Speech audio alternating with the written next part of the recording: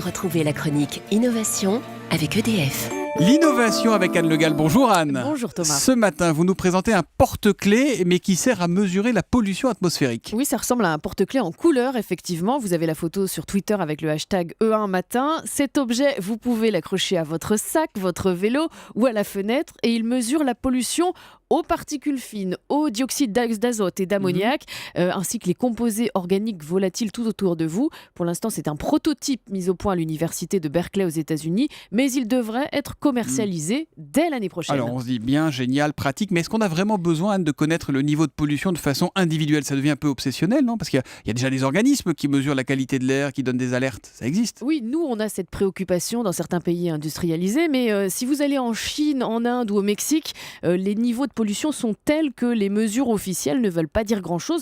Rappelez-vous, il y a quelques semaines, le marathon de Pékin s'est couru avec des concentrations en particules fines dans l'air supérieures, 20 fois supérieures au seuil donné par l'OMS. Il y avait 20 fois plus de pollution que ce qui était autorisé. Exactement. Donc l'idée, c'est de lancer ce capteur miniature de pollution qui s'appelle Clarity avec un Y, d'abord dans les pays pollués et surtout en Chine dès 2015. Et ensuite, un peu plus tard, les personnes asthmatiques et les sportifs pourraient aussi en bénéficier en Europe pour pouvoir localiser les espaces les moins pollués dans les grandes villes. Comment ça marche ? On lit les indications directement sur le boîtier, sur le petit porte-clés ou... Exactement. Alors il y a le pendentif est relié à une application et donc c'est votre ça passe téléphone. par le smartphone. Voilà, c'est votre téléphone qui donne les niveaux de pollution en direct et à terme l'idée c'est de pouvoir utiliser le réseau de tous les utilisateurs pour créer une banque de données de pollution en temps réel et ça pourrait servir aux agences sanitaires pour par exemple fermer un axe routier très pollué. Par exemple. On sait en temps réel et en instantané, c'est parfait. C'est une bouffée d'air pur chaque matin, la chronique Innovation d'Anne Le Gall. Merci Anne, à demain. À demain.